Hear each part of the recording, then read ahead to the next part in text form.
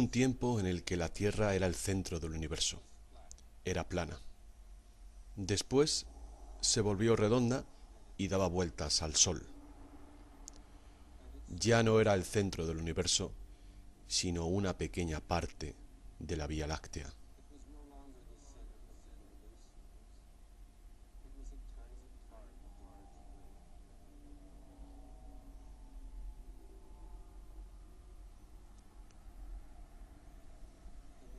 La Vía Láctea era la única galaxia hasta que dejó de serlo.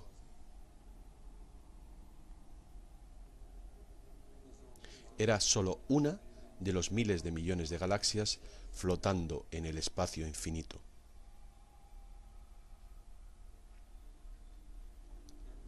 Cada vez que pensamos que lo sabemos todo, nos damos cuenta de que solamente hemos encontrado una parte de la realidad. Es un gran puzzle con muchas piezas.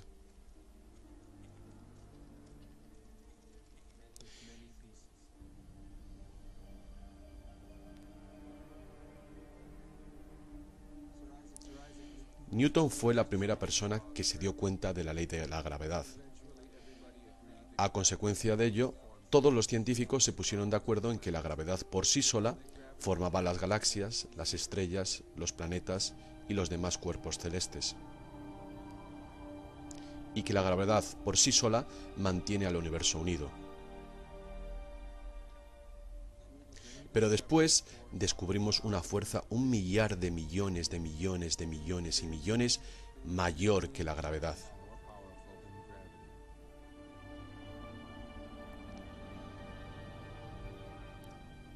Hasta hace poco pensábamos que el espacio entre los planetas estaba vacío.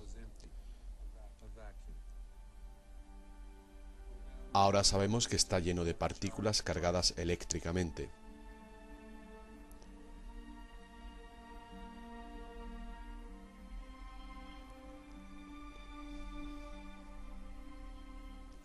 Observamos filamentos eléctricos resplandecientes y que se expanden a lo largo de millones de años luz. Observamos estrellas y formaciones galácticas formando campos magnéticos.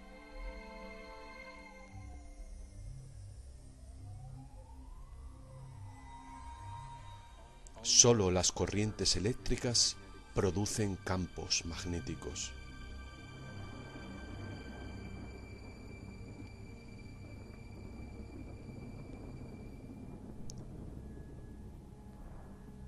Es posible que la fuerza predominante en el universo no sea la gravedad, sino algo diferente.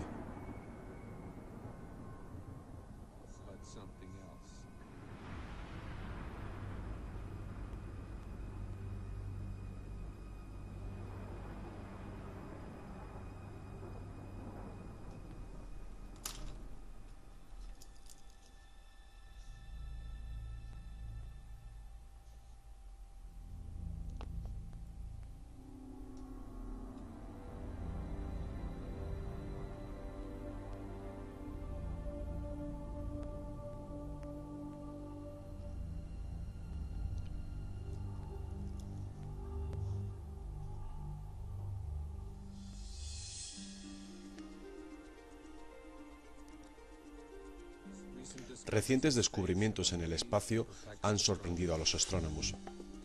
Las teorías usuales de la ciencia no son capaces de predecir ni de explicar los fenómenos que ahora estamos observando.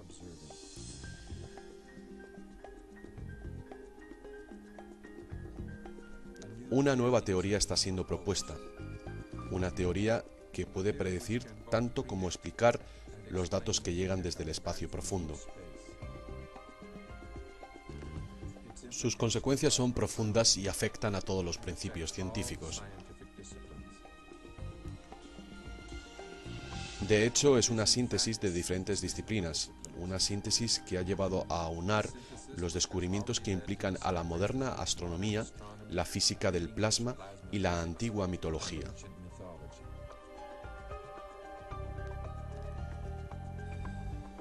El modelo eléctrico ofrece una nueva interpretación del funcionamiento del universo, la historia de nuestro sistema solar e incluso la historia del ser humano.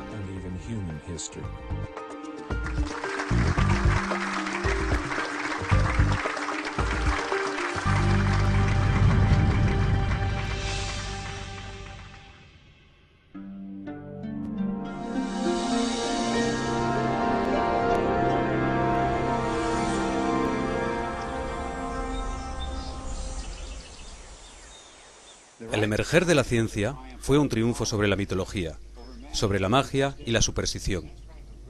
Por eso hoy día la palabra ciencia resuena a lo que es verdad. En el otro lado, la palabra mito nos habla de ficción, no verdad.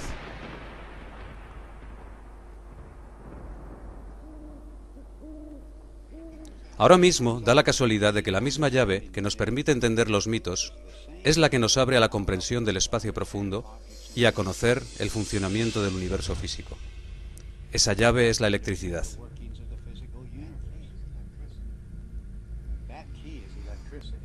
Fue hace 33 años cuando empecé a preguntarme acerca de esta absurda historia sobre la mitología que circula alrededor del mundo. ¿Qué es lo que provocó este inenarrable despliegue de imaginación en la mente humana hace solo unos miles de años, en el comienzo de las primeras civilizaciones?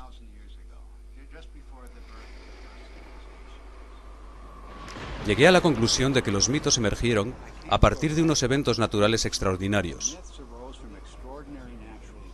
Nuestros ancestros vieron cosas en el cielo que no se ven hoy en día. Esos eventos fueron inspiradores y al mismo tiempo bellos y terroríficos. Así que no debe sorprender que los mitos sean tan incomprensibles. Por supuesto que son incomprensibles. Las referencias celestiales ya no estaban presentes. Fue en 1994 cuando me invitaron a Estados Unidos a una conferencia que trataba de la posibilidad de que el cielo que veían nuestros antepasados fuera diferente al que vemos actualmente. Yo estaba interesado en esta idea porque podía explicarse a partir de la influencia de los campos electromagnéticos en nuestro sistema solar. Así que sufrí un shock cuando vi las diapositivas que enseñó David Talbot, mostrando pictogramas de civilizaciones de todo el mundo, mostrando el mismo dibujo que reconocí inmediatamente como un plasma de descarga eléctrica en laboratorio.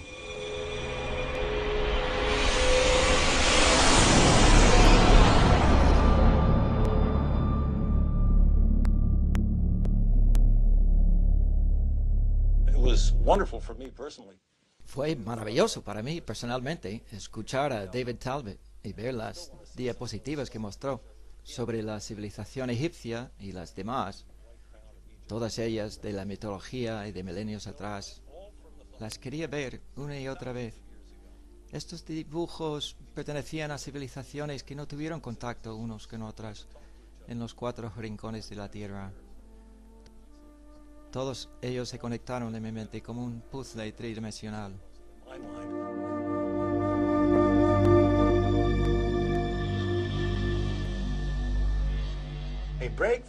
Un punto de cambio se produjo en mí cuando me di cuenta de que muchas diferentes culturas de todo el mundo usan diferentes palabras, símbolos y mitos para describir las mismas formaciones en el cielo.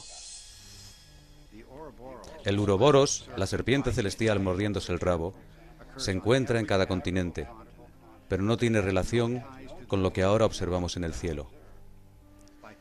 Para todos los arquetipos es parte de un cielo extranjero.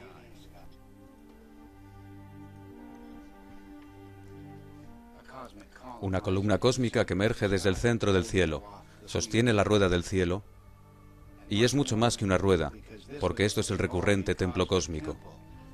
La ciudad de los dioses, el reino del cielo, siempre descansando en la columna cósmica. Luego está la imagen de los 4 ríos o sendas, radiando desde el centro del cielo hacia afuera de la frontera, la circunferencia de la rueda. Las más simples historias te llevan invariablemente a la historia completa de la mitología mundial. El viaje del héroe despliega esta historia del eje de las ruedas. La madre diosa encuentra su identidad entre el eje y los radios de la rueda, el centro.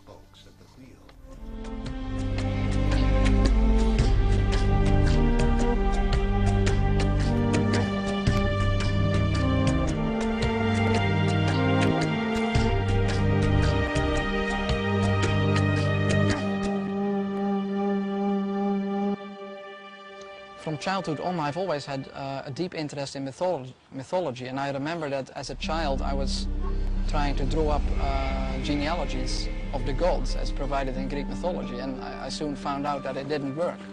nor did anything else in mythology seem to work. There was no singular fitting explanation that would make sense of these stories. So I basically laid this whole subject to rest, and I didn't look at it for many years.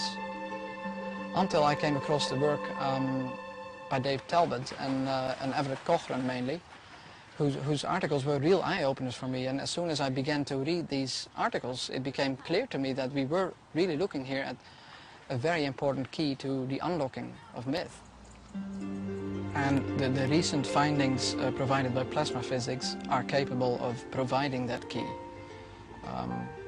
Based on the results we have seen so far in Dr. Paret's investigations with petroglyphs, which we match successfully to laboratory experiments involving plasma, it has now become crystal clear and I think undeniable that the morphology of plasma as it manifests itself both in the laboratory and in space can account successfully for the major themes in mythology. Para encontrar el significado real de los mitos, hemos utilizado la técnica de los forenses. El propósito es encontrar los puntos de conexión entre las diferentes culturas porque aquí, en el nivel de los arquetipos, todo está unificado. No hay ideas solitarias al nivel del arquetipo, es una estructura holográfica. Si sigues un arquetipo y sus enlaces con otros arquetipos, encontrarás una historia contada alrededor del mundo.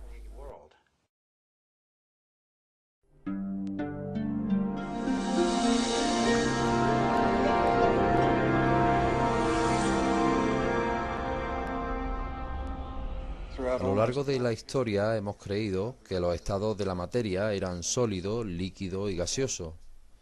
Pero en el último siglo hemos descubierto que hay una forma de la materia en la que las partículas cargadas de los átomos están separadas en un grado u otro, y ese es conocido como el plasma. Es el estado fundamental de la materia. No fue hasta la segunda mitad del siglo XX cuando comenzamos a entender el rol del plasma en el universo. Y eso cambió la imagen del universo completamente. No mucho tiempo atrás, pensábamos que el universo físico estaba constituido únicamente de átomos y espacio vacío. Pero el plasma incluye por lo menos una lista de protones y electrones, partículas cargadas, que no están unidas a ninguna estructura atómica, y el plasma es un excelente conductor.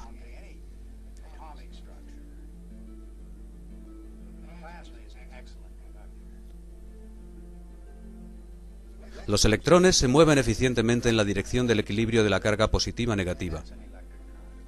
Y esto es lo que se llama una corriente eléctrica. La razón por la que vemos campos magnéticos por todo el espacio es porque la corriente eléctrica produce campos magnéticos. Y solo la corriente eléctrica produce campos magnéticos.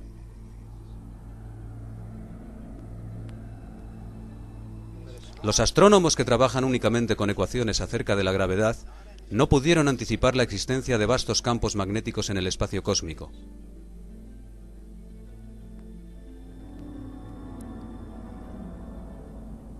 La corriente eléctrica también procede de los abundantes filamentos de plasma en el espacio. Primero, la corriente eléctrica produce el campo magnético. Después, estos campos dirigen a los electrones por caminos bien definidos. Estos pasillos de corrientes son filamentos llamados corrientes Birkeling, llamadas así por su descubridor. Van trenzados de la misma manera que los típicos cables de transmisión de la electricidad. Esto permite que la electricidad se transmita en el espacio a través de largas distancias, creando increíbles estructuras que vemos en todas las direcciones. Ninguna de estas estructuras fue anticipada por la teoría de la gravedad y ninguna se puede extraer del comportamiento de gases neutros en el vacío.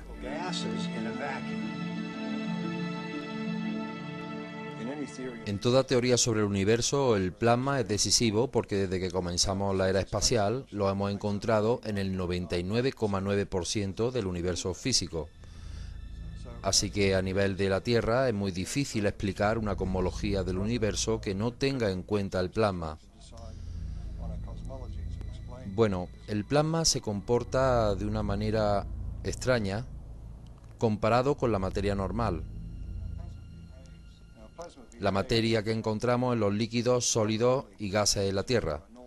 Si miras una esfera de plasma, verás que forma estos filamentos que estallan por todas partes a través del globo. Si lo miras de cerca, verás que son dos filamentos gemelos trenzados entre sí.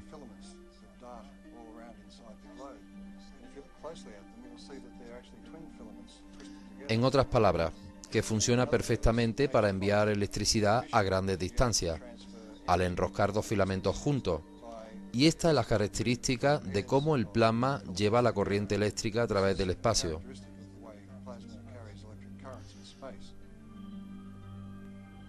Este es uno de los puzzles que están encarando los astrónomos en esta era del espacio, desde el descubrimiento de las estructuras de filamentos en galaxias alrededor de las estrellas, hasta incluso en las colas de los cometas y los planetas.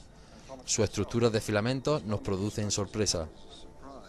Ahora mismo tenemos físicos del plasma que están haciendo importantes experimentos en todo el mundo, y una de las virtudes del plasma es que se puede extrapolar a enormes cantidades de magnitudes. En otras palabras, un fenómeno de descarga que se puede ver en un laboratorio sobre unos 100 metros, se puede extrapolar al tamaño de una galaxia y verás la misma estructura. Esto introduce una nueva era en la cosmología en la que podemos hacer experimentos en la Tierra que pueden verificar ideas o teorías acerca de cómo funciona el resto del universo.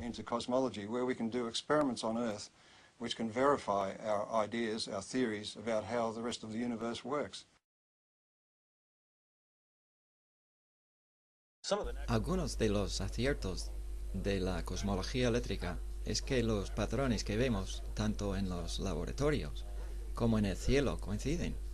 Un buen ejemplo de ello es el trabajo de Anthony Perret, que fue un graduado de la Universidad de Filadelfia y se supone que es el fundador de la cosmología eléctrica. Este hombre simuló en un supercomputador lo que parecía una galaxia en espiral, sin usar nada que tuviera que ver con la gravedad y utilizando únicamente una nube de cargas eléctricas y campos magnéticos. Lo interesante es que quizás las galaxias en espiral en laboratorio tienen casi exactamente las mismas propiedades de rotación que las galaxias de estrellas reales que vemos en el cielo.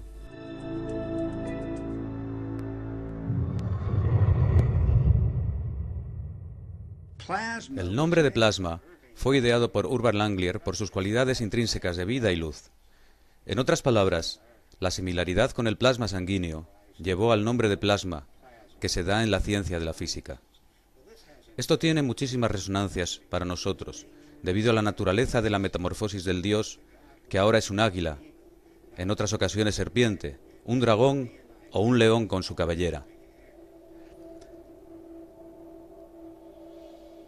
Estas figuras toman un nuevo significado cuando las interpretamos a la luz de la aportación de la ciencia del plasma.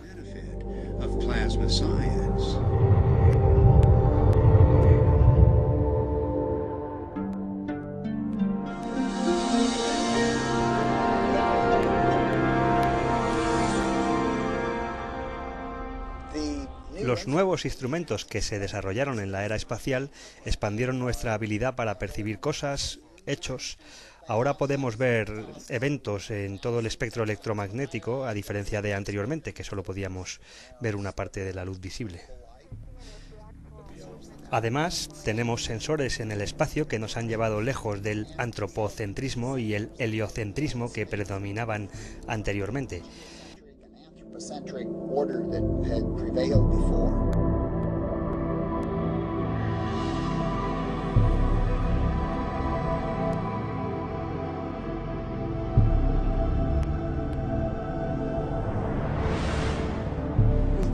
Estamos ante un universo completamente nuevo y los teóricos están todavía intentando observar a través de sus telescopios para imaginarse qué es lo que en realidad están viendo y poder así contárnoslo.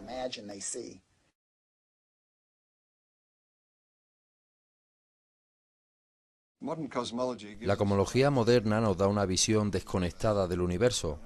En otras palabras, estamos separados de estrella en estrella por grandes distancias. La luz tarda muchísimo tiempo en viajar entre las estrellas y por las galaxias, y de esa manera nos vemos a nosotros mismos como solitarios y desconectados.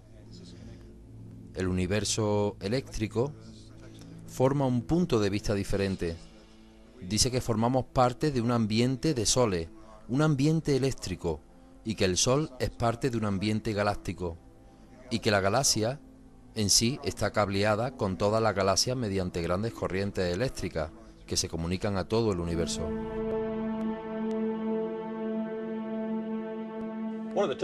Una de las típicas cuestiones que se pregunta a los cosmólogos del plasma es ¿cómo sabéis que hay electricidad en el espacio?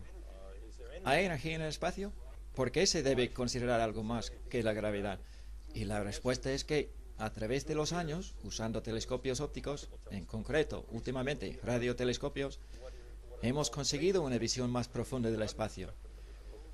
Estos radiotelescopios pueden medir la corriente eléctrica de los campos magnéticos en el espacio y podemos determinar a partir de esos datos la magnitud de la corriente eléctrica y de las fuerzas envueltas. Vaya, que hay una gran cantidad de energía guardada en el espacio.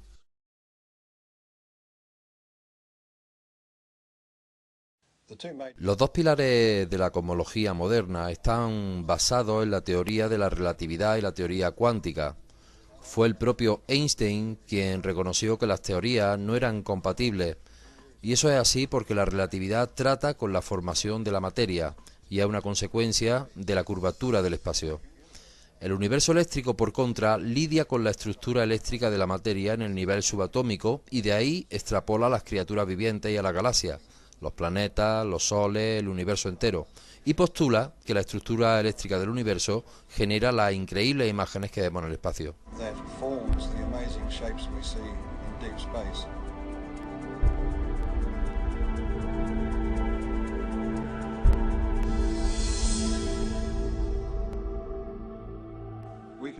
Podemos demostrar la existencia de estas corrientes viajando entre las galaxias y las estrellas a partir de la presencia de campos magnéticos que generan.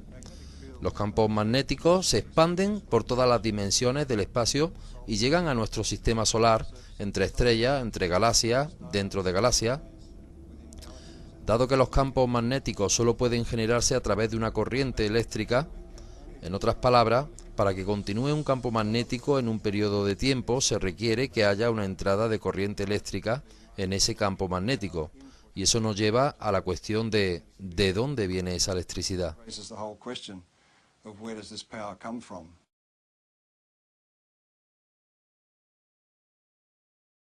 La cosmología moderna es altamente matemática.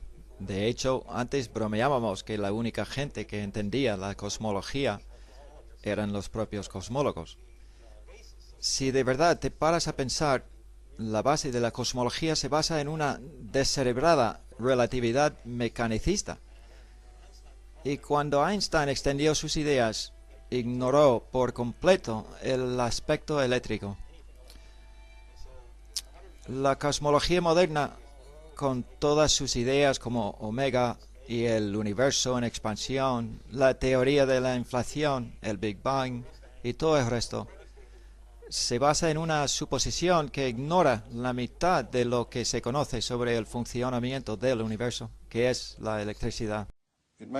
Puede parecer que estoy menospreciando a Einstein al rechazar su teoría de la relatividad, pero debemos reconocerle su integridad cuando reconoció que no daba explicación a todo y que debería haber otro tipo de realidad, así como que no hay explicación de por qué la materia debe curvar el espacio para producir el efecto de la gravedad. Él pensaba que la física cuántica era una teoría probabilística y que divorciaba la causa de la consecuencia, y esa es una de las cosas que no se pueden hacer en física, desvincular la causa y el efecto. De otra manera te tienes que buscar un nuevo trabajo. Y eso le llevó en su último año a decir que sus seguidores habían usado su teoría y sus explicaciones geométricas como argumentos para llegar a postular los agujeros negros, estrellas de neutrones y la expansión del universo, y el Big Bang sin referirse a Einstein, que con su gran integridad decía que no estaba satisfecho con sus propias explicaciones.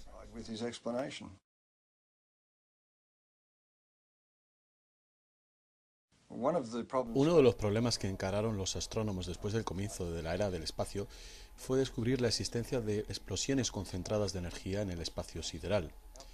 Y eso quiere decir que para ellos, puesto que la gravedad era considerada la única fuerza, se requeriría una increíble concentración de masa, porque la gravedad es una fuerza muy débil.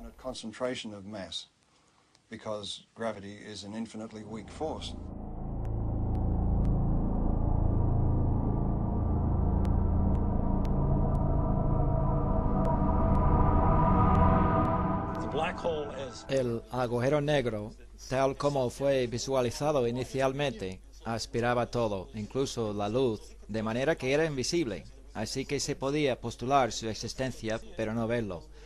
Y como no podíamos verlo, no se podía probar que estuviera ahí. Más tarde, para explicar estas fantásticas emisiones de energía desde galaxias, se propuso, me parece que fue Stephen Hawking, que había varios tipos de agujeros negros, algunos de los cuales expulsaban materia en forma de churros, porque se observaron churros. Con el modelo eléctrico es bastante sencillo de explicar. La electricidad que tú tienes en casa, el calefactor, la lavadora, etcétera, se produce a una gran distancia de tu casa. En el espacio profundo ocurre lo mismo. La energía que vemos concentrada en lo que llaman agujeros negros se puede explicar fácilmente como la concentración de corrientes eléctricas procedentes de diferentes partes de la galaxia o incluso del universo. Y en estas grandes liberaciones de energía es lo que forman estos chorros que vemos explotar en diferentes partes de la galaxia. And it is this explosive release of energy which forms the vast jets that we see lit up and exploding from the centers of active galaxies.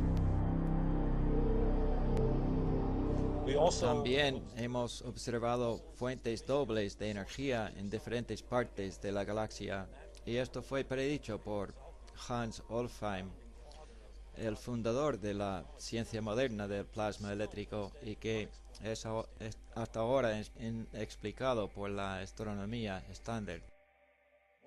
Otro de los fenómenos interesantes en el cielo es el llamado pulsar. Un pulsar es un objeto al que se le ha detectado emisiones de pulsos de luz y radiactividad en diferentes espectros. Estos pulsares son extremadamente raros. Son de milisegundos, como las luces de las discotecas, pero no intermitentes, sino girando como un faro.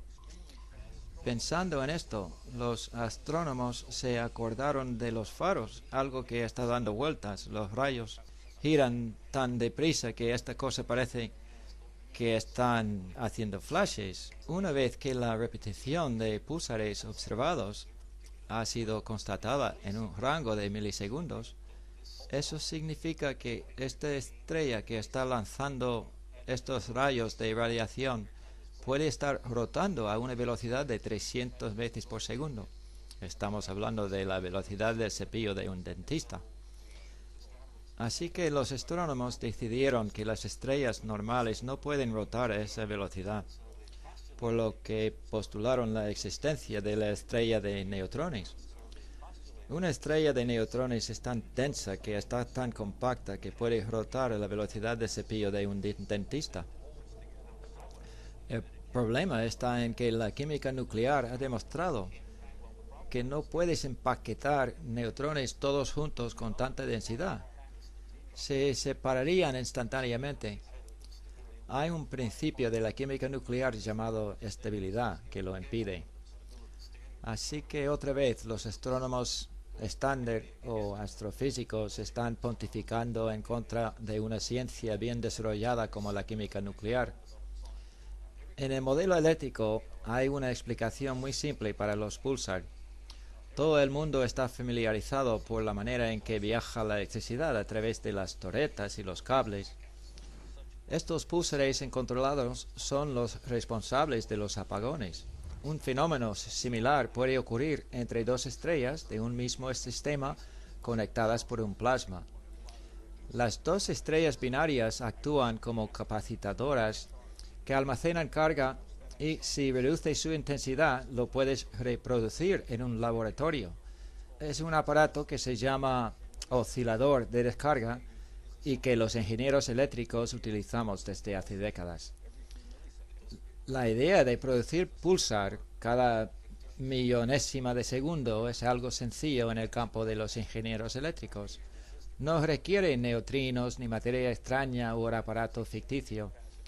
Lo único que se requiere es dos capacitadores, una batería y una resistencia.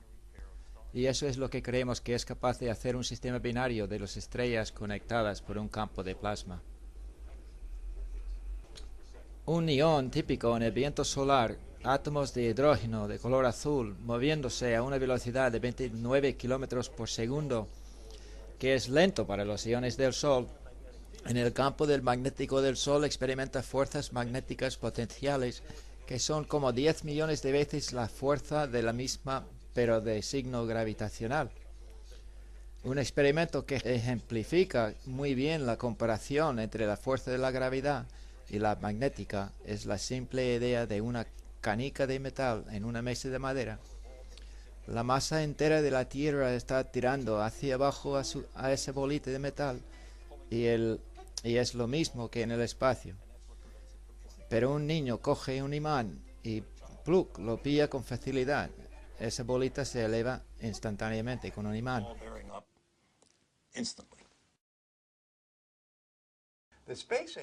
La era del espacio presenta una interesante paradoja. La tecnología de la ciencia es algo bastante extraordinario, y la tecnología nos está llevando al espacio, a la Luna, abriéndonos a otros mundos en el espacio remoto. Pero los nuevos telescopios y las nuevas maneras de medir nos están abriendo a lo que ocurre en el espacio.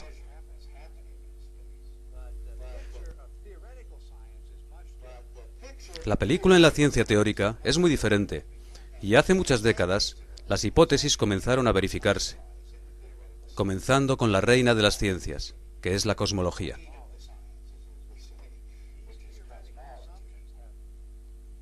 Estos postulados teóricos han estrechado o ligado todas las demás ciencias teóricas.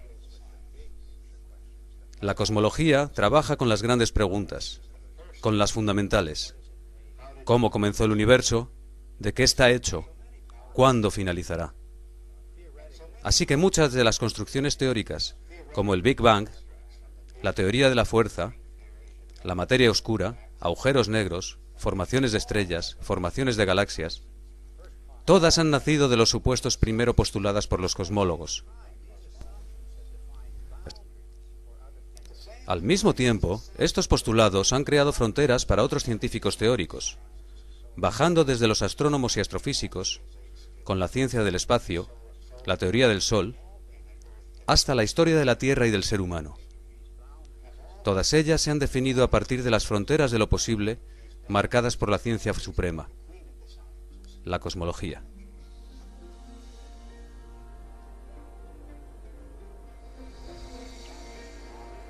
El Sol. El Sol domina nuestro cielo como la fuente de la luz, del calor y de la vida en sí misma. Esta preeminencia del Sol es tan obvia que permanece como un misterio por qué prácticamente todas las culturas humanas señalaron que antes de este Sol hubo otras luminarias dirigiendo el cielo. El Sol central, el Sol superior, el mejor de todos los soles.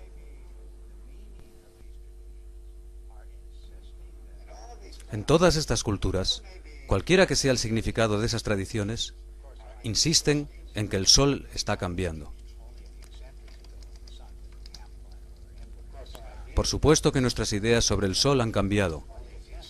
Solo unos siglos antes se decía que nuestro Sol era una fogata ardiendo en el cielo. Ya a comienzos del siglo XX, bajo la influencia de la teoría gravitacional, el Sol era un colapso gravitacional, una nube nebular. En la era atómica, los astrónomos empezaron a visualizar al Sol como una central nuclear en su interior. Pero ahora estamos en la era de la ciencia del plasma, con descubrimientos de corrientes eléctricas en el espacio, y es imposible que estos descubrimientos no cambien nuestra visión sobre el Sol otra vez. La cosmología del plasma ha demostrado experimentalmente, no solo en laboratorios, sino en supercomputadores, que las galaxias son un fenómeno eléctrico, lo que lanza preguntas sobre las estrellas y en particular sobre nuestro propio Sol. Cualquier teoría sobre el Sol debe explicar cómo es capaz de continuar su combustión interna durante miles de millones de años, y también la relación entre su masa y su tamaño. En cuanto se descubrió la energía atómica, se propuso que era la energía primordial del Sol. En todas estas teorías, el Sol es un cuerpo desconectado y aislado, y debe consumirse cuando se acabe su vida para proporcionar el calor y la luz que nos da. Pero si está conectado con el resto del universo, no necesita consumirse de ninguna manera. Y la energía que recibimos en realidad proviene de la galaxia. El Sol es un foco que refleja la energía. The energy that we receive is actually being received from the galaxy, and the sun is acting as a focus for that energy.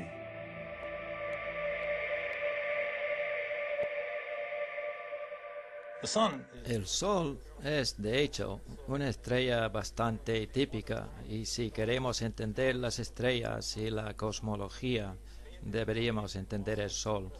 Y el modelo dominante sobre el Sol, del que los astrónomos están tan orgullosos, en realidad no explica demasiado sobre el Sol. Primero, la corona. Todo el mundo ve la bonita corona que recubre el Sol. ¿Por qué está ahí? Es claramente un fenómeno eléctrico. Why is it there? It's clearly an electrical phenomenon.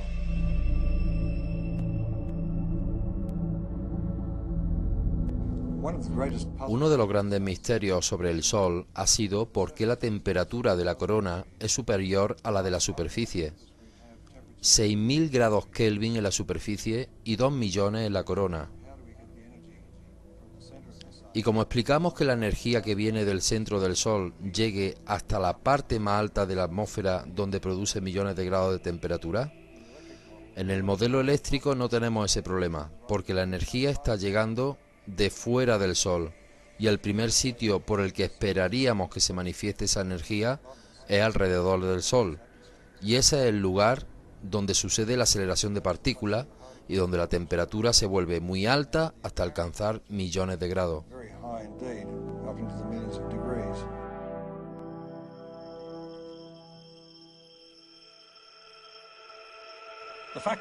El hecho de que las partículas del viento solar aceleran e incrementan su velocidad en distancias alejadas al Sol, y el hecho de que esas partículas están cargadas eléctricamente, para mí, como ingeniero eléctrico, me llevan a la conclusión de que es un proceso eléctrico.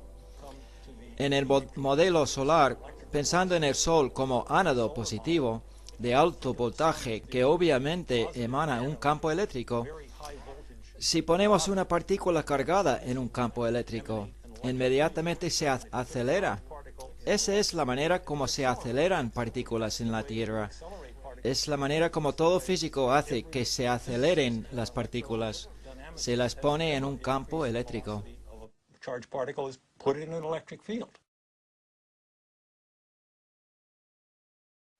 Una de las características que hemos observado en el Sol y que creemos que no se puede explicar desde el modelo oficial son las manchas solares. Una de las cosas más significativas sobre ellas es que el centro de las manchas son oscuras, y si el Sol está intentando radiar energía hacia el espacio, deberíamos esperar que fueran brillantes. Si nos damos cuenta de la oscuridad de las manchas, nos daremos cuenta de que es el lugar donde podemos ver más en profundidad la naturaleza del Sol. Considera que en ese lugar donde de verdad podemos ver profundamente en el Sol, es el lugar más frío de lo que hemos medido. Si el núcleo del Sol fuera un reactor nuclear, debería ser el más caliente, porque está más cerca de la fuente, y no es el caso. Si le preguntamos a los astrónomos por qué las manchas son frías y por qué su sombra es oscura, le echarán la culpa a algún tipo de campo magnético que tiene que ver con la dinamo solar o cualquier cosa que opera como un mago, una magia que opera debajo de la superficie. Este fenómeno solo se puede explicar si la naturaleza del Sol es eléctrica. Los astrofísicos sostienen que el modelo de fusión para el Sol ha sido comprobado en laboratorio y no hay nada más lejos de la realidad. Aunque cada uno de los pasos en el modelo del Sol como fusión nuclear ha sido comprobado experimentalmente, el conjunto de ellos no ha podido ser reproducido en un experimento continuado en laboratorio.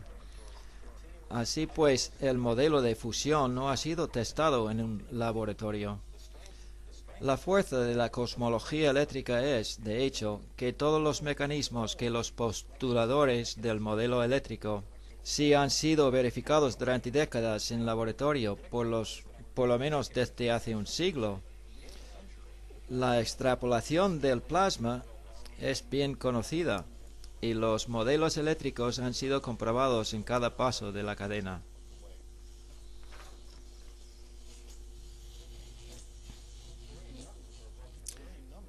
Hay un montón de fenómenos observados que tienen explicaciones concretas en el modelo eléctrico y no en el modelo oficial, y que son consecuencias naturales del mecanismo eléctrico de la creación.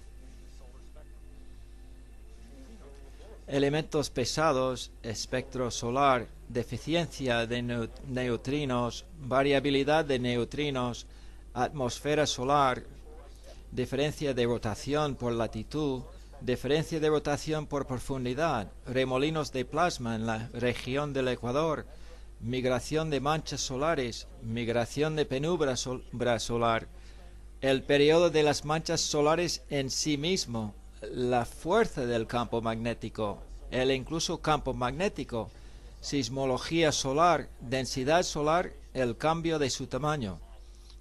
Todos estos fenómenos de la lista son consecuencias naturales del modelo eléctrico del Sol. Los astrónomos oficiales intentan pasar por alto estas incoherencias de su modelo diciendo, bueno, un día serán resueltas. Yo mantengo, al igual que mis colegas, que no son solo incoherencias, sino que son la prueba de la falsedad de su modelo porque son importantes, no son secundarias. Son observaciones que tiran por atrás el fallido modelo de la fusión solar. Lo que hace fascinante el modelo eléctrico del Sol no es solo que sea un reto para la astronomía oficial, sino que abre las puertas al mundo antiguo para un cielo eléctrico. El fenómeno electromagnético que estamos ahora observando en la superficie del Sol y en sus cercanías nos lleva directamente a las ancianas representaciones del Sol que los adoradores del Sol dibujaron en la antigüedad.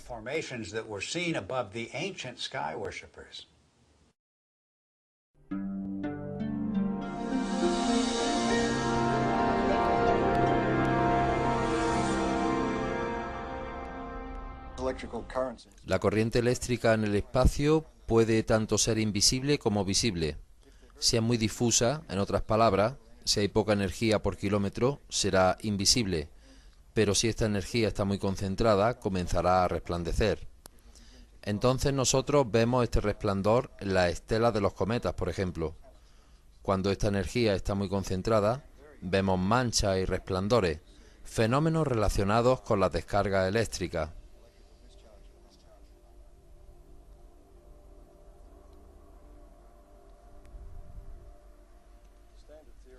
La teoría estándar de los cometas postula que los cuerpos celestes proceden de una nube en rotación de gases y polvo, y los planetas emergen de una manera totalmente inexplicable de los restos.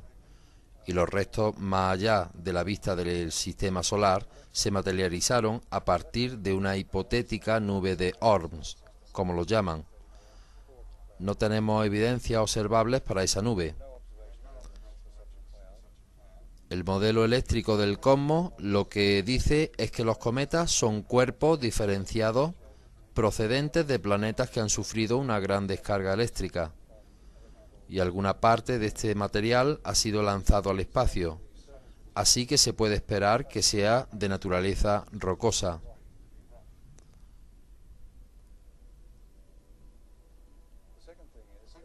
La segunda cosa es que, ya que los cometas trazan una órbita alargada tanto cerca como lejos del Sol, en esa trayectoria su carga cambia. Al permanecer la mayor parte de su trayectoria fuera del sistema solar, su voltaje refleja el de fuera del sistema solar.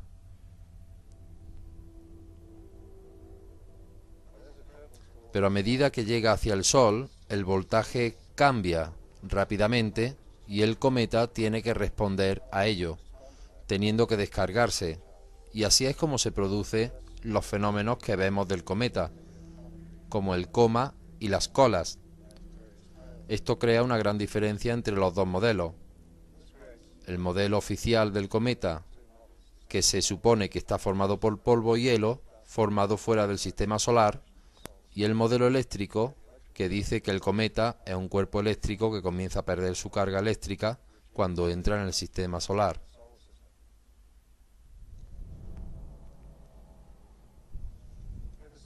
Desde que empezamos a observar de cerca a los cometas, y el Halley fue el primero que fue observado por varias estaciones, se descubrió el asombro de los astrónomos, que el material que despedía el cometa en forma de chorros rectos parecían salir de unos círculos de una zona redonda en el cráter.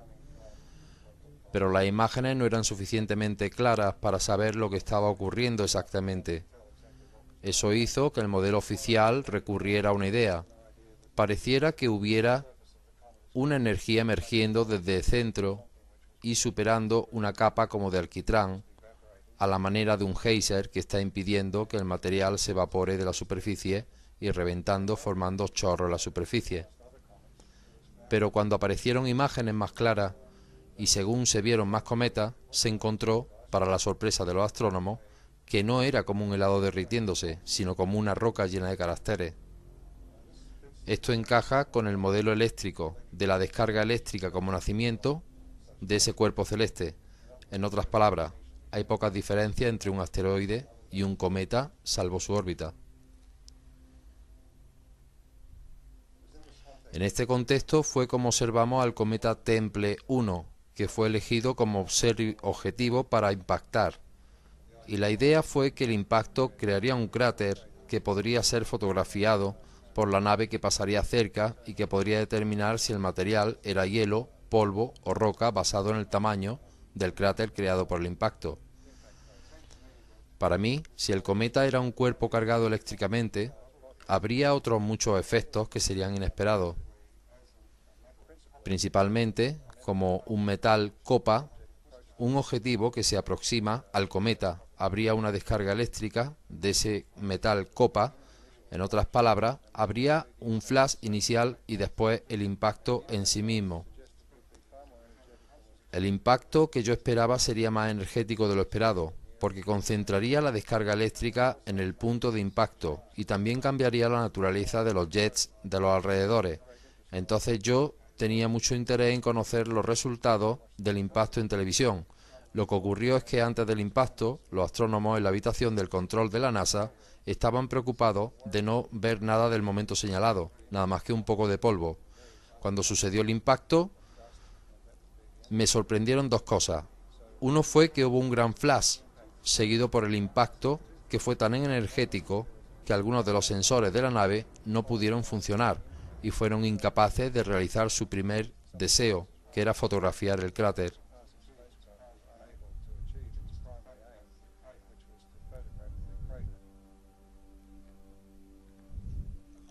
Graciosamente dividido en polvo, aparte de la sorpresiva luminosidad de la liberación del polvo al impactar con el cometa, se debió a que fue tan brillante y tan potente. Uno de los iniciales descubrimientos fue que el polvo en el que se dividió era muy fino. Esto fue lo mismo que se descubrió con el cometa Halley y sorprendió mucho en aquella ocasión, al igual que ahora.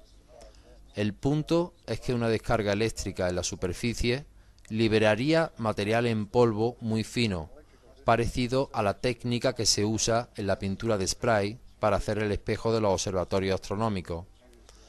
Así que esta predicción del polvo muy fino había sido predicha en el modelo eléctrico, pero en el modelo estándar se esperaba que hubiera hielos evaporándose o sublimándose y en el curso de esto deshacerse en granos de polvo. Así que no hay forma de que el polvo pudiera producirse. Debería estar en su estado prístino. La predicción de esta gran nube de polvo muy fino es inexplicable de acuerdo a la teoría oficial.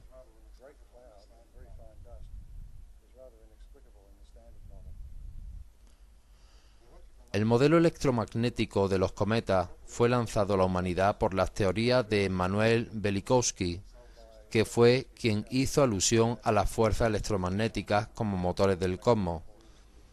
Uno de los pioneros en lanzar este tema de los cometas y el fenómeno eléctrico fue Ralph Huggers, cuando propuso el modelo eléctrico del Sol, que implica que todos los cuerpos dentro del sistema solar tienen que tener en algún nivel la aparición de algún cometa o el efecto de algún cometa asociado a él.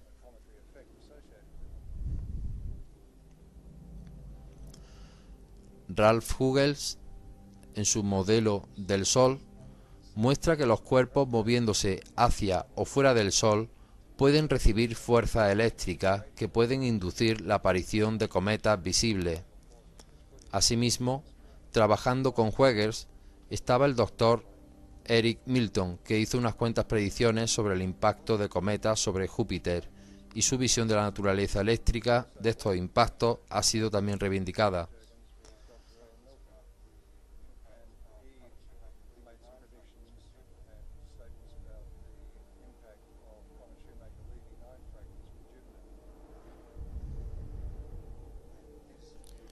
En el modelo eléctrico del sistema solar, cualquier cuerpo que se mueve hacia o alejándose del Sol, por ejemplo un cometa, resultarán afectados, lo que producirá una interferencia en su órbita a un planeta incluyéndolo. Velikovsky, en sus investigaciones, encontró que Venus fue descrito durante tiempo como un gran cometa. En una conferencia de 1974 estuvo muy contento de anunciar que los astrónomos habían hallado la cola del cometa Venus. Algunos días después se anunció que extrañas cosas llegaban desde Venus y por supuesto esto encajaba con el modelo eléctrico, porque la corriente de plasma viaja sin hilos. El descubrimiento del aspecto cometil de Venus lanza la cuestión del intenso calor que encontramos en Venus. Ese intenso calor no ha sido explicado para nada por la teoría oficial de que Venus es gemela de la Tierra, y lanza la posibilidad distinta de que Venus haya tenido una historia mucho más dinámica de lo que nos han dicho.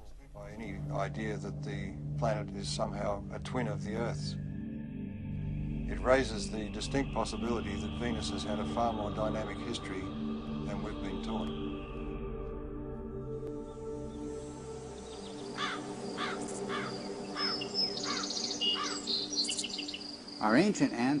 Nuestros ancestros estuvieron obsesionados por la influencia de los cometas. Con la pequeña aparición de un cometa, la humanidad entraba en pánico. ¿Pero por qué era así?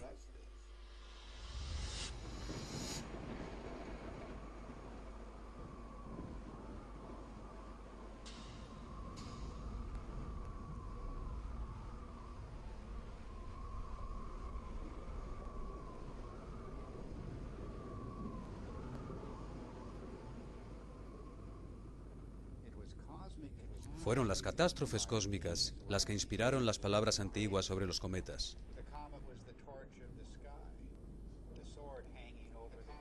El cometa fue la antorcha del cielo, la espada levantada en alto por encima del mundo, la serpiente en espiral o dragón, la espiral en galón o el lazo en espiral.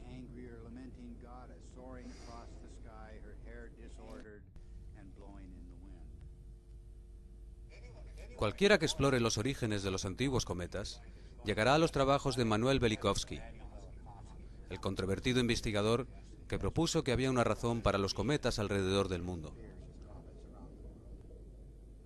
Nosotros experimentamos esa experiencia terrorífica. El mundo fue devastado por un cometa hace solo unos miles de años. Y Velikovsky llegó más lejos al decir que no hace tanto tiempo aparecieron en el cielo planetas con atributos de cometas, y en particular habló del planeta Venus como del evento del gran cometa. Aunque tanto Bob Thornhill como yo mismo estamos en desacuerdo con muchas de las propuestas de Velikovsky, al mismo tiempo creemos que acertó en unos cuantos principios que nos pueden ayudar a comprender las culturas antiguas.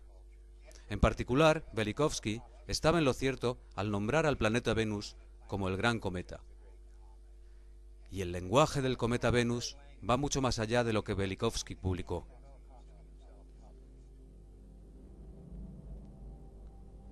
En todos los rincones del planeta, el léxico del cometa y el del planeta Venus coinciden. Venus es serpiente o dragón. Venus es la antorcha del cielo. Venus es la estrella de pelo largo. Venus es la estrella barbuda.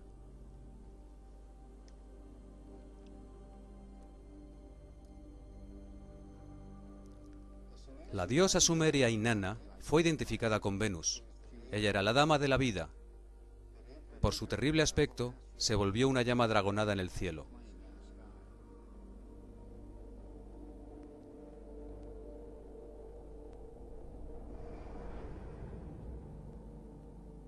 El texto dice: como un dragón tú depositaste veneno en la tierra, inundando el país con fuego, lloviendo fuego en nuestra nación. Inanna se convirtió en una furiosa tormenta. Ella devastó la tierra.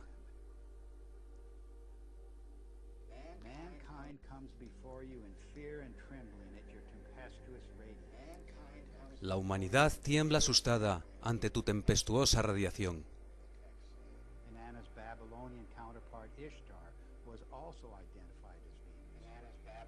El equivalente de Inanna en Babilonia, Ishtar, también fue identificada con Venus. Ella era la antorcha resplandeciente en la tierra, furiosa e irresistible atacante. Lloví en llamas, anunció la diosa babilónica. La diosa egipcia Sekhmet tiene los mismos atributos.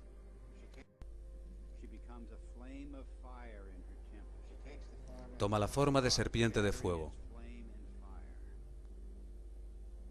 Se convierte en una llama en fuego en su tempestad, una estrella dispersando su llama en el fuego. Sekhmet dice: el miedo a mí está en sus corazones y el sobrecogimiento está en sus almas.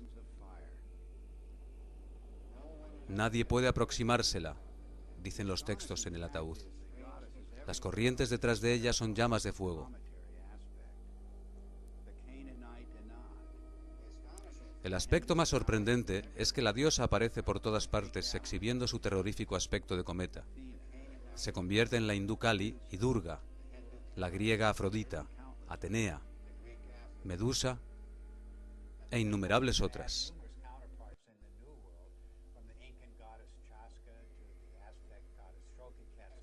Por supuesto, tiene muchos equivalentes en el Nuevo Mundo, desde el dios inca Chasca al azteca Estroquitexcal, los legendarios cometas de las tribus de Norteamérica. La serpiente adragonada es un arquetipo mítico inexplicado todavía, porque no hay nada parecido en el mundo biológico. Aunque las mismas figuras aparecen en todas las culturas del mundo.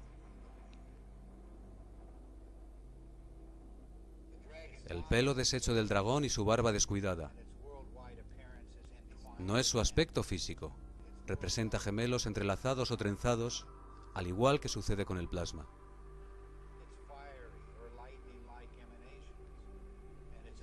Su fuego y resplandores como emanaciones y sus exuberantes plumas.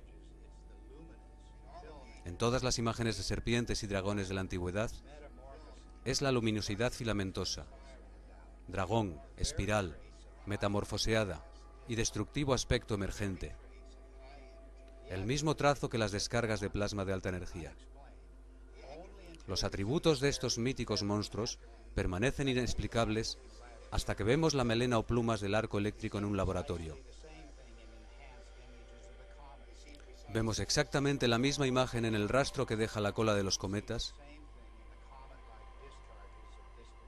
y vemos la misma imagen en la descarga de luz de distantes nebulosas. Los gases en el vacío no se comportan de esa manera, pero el plasma electrificado sí.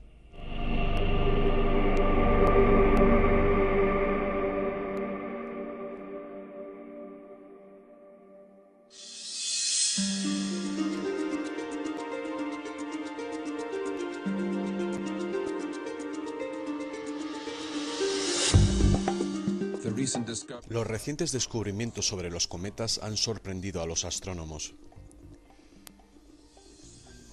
Luz ultravioleta extrema, rayos X, chorros supersónicos, detalles de superficies agudas y la fragmentación explosiva de cometas. Nadie esperaba unos eventos con tanta energía.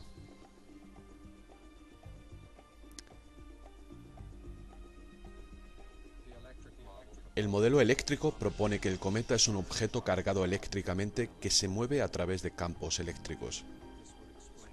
Esto explicaría este fenómeno. ¿Pero qué es lo que crea el campo eléctrico? De repente, todo cambia. Empezamos a hablar de un sol eléctrico, de estrellas eléctricas y cosmología eléctrica. Y una nueva manera de cómo el universo funciona se abre a nuestras conciencias.